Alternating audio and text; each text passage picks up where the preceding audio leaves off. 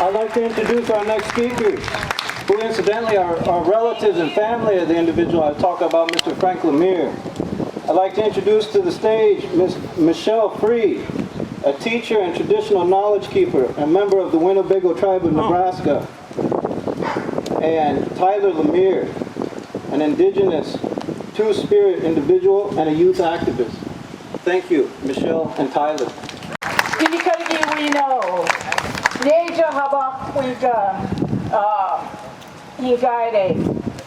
My name is Michelle Lemire.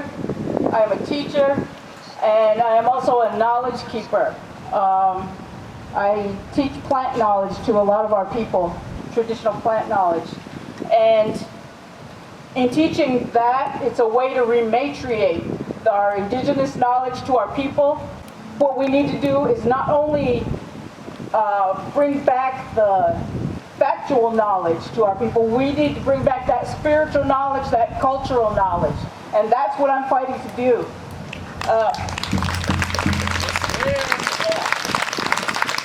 So I get to teach a classroom on the reservation. This classroom is going to start with first graders, and they're going to get to learn their culture in the public school. They're going to get to learn their history in the public school. They're going to get to learn their own spirituality in the public school.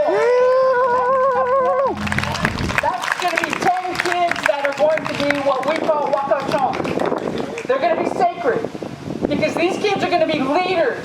They're going to be the ones keeping the knowledge. They're going to be the knowledge keepers. They're going to be the teachers. And that's the way it should be for every race on this planet.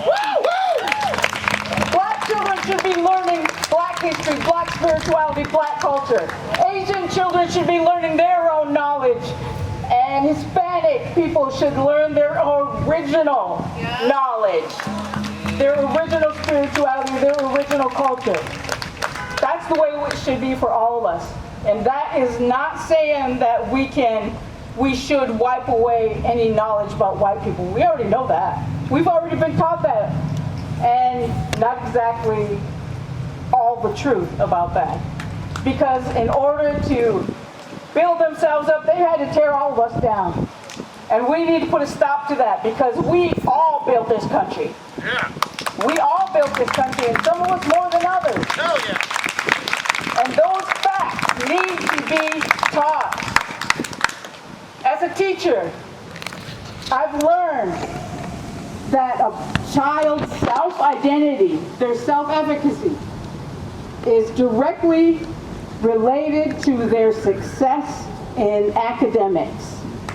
Now, if you are taught that you lived 100 years ago but you don't exist today, that's kind of hard to build that self-identity. It's kind of hard to build that academic success, being taught that you don't exist, that you are nothing. If you are taught that, oh, your ancestors, some bad things happened to them, but let's go move on.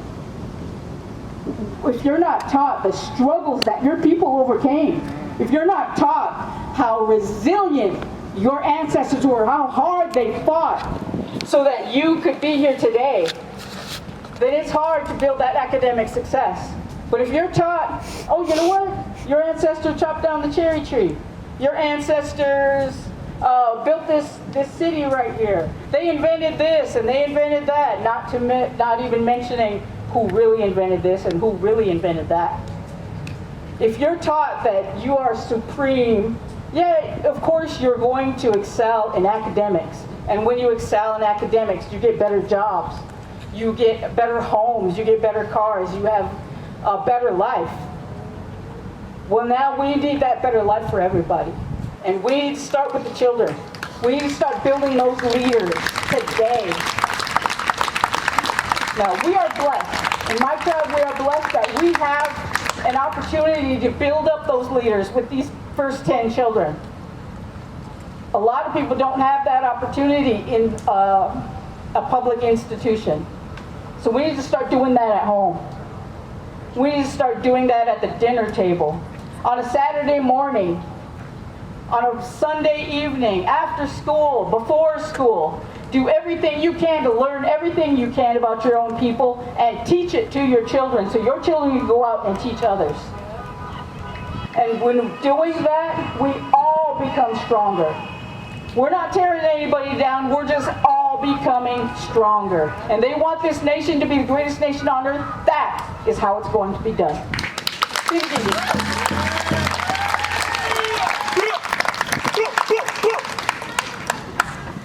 Ini kan gini na. My white man's name is Tyler Free Lemire, but my real name is Hunch Piwinga.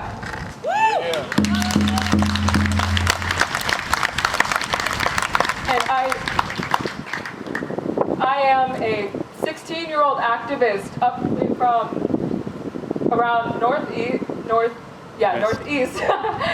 northeast Nebraska, along the Missouri River. I'm Two-Spirit, a transgender man.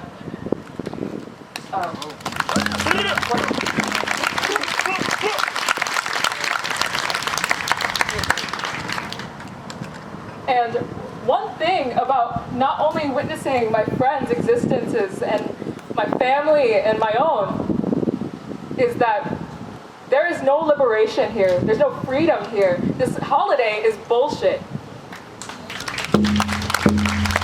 How can I claim myself free in a country where the Declaration of Independence calls me a merciless Indian savage? Come on now. Come on now. Where the people that are supposed to protect us are killing our black and indigenous relatives in the streets. And they're trying to sweep it under the rug. They're trying to support it and hide everything. The new discoveries lately of the mass graves at the residential schools in Canada. Those multiple children that were beaten and possibly raped to death. Well, not even possibly, we know that. They were toddlers, they were babies, they were children. This thing's been affecting me lately because I've only found out family members were survivors. And I know that's only in Canada. There are so many residential schools, hundreds in America. So many bodies we have yet to uncover and just discover, because we know that's going to go into the hundreds. We know it's going to go to the thousands. We know it's going to possibly be into the 100,000s. And that day scares me because I know I'm going to see my relatives' names up there. I know I'm going to see my friends' relatives' names up there. How can we claim independence in a place where there is no liberation for us? Liberation for queer people, liberation for black people, liberation for indigenous people, liberation for our Asian relatives.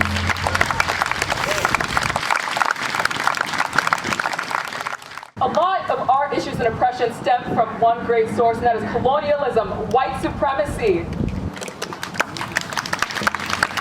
capitalism. Our white allies, the white allies here today, is that you need to constantly be uncomfortable. I'm quoting my great uncle Frank, who recently passed, but you need to consistently be uncomfortable because nothing will change. I want you to feel so disgusted with yourself and your ancestors. And I'm not saying that to derogatorize you. I'm saying that so that we can fight to survive, for liberation, for justice. Because how can you call yourself an ally if you aren't uncomfortable with the way things are, the way things happen, and hopefully not the way things will be? Actually, no. They will not always be this way. We will see independence. We will see liberation for all.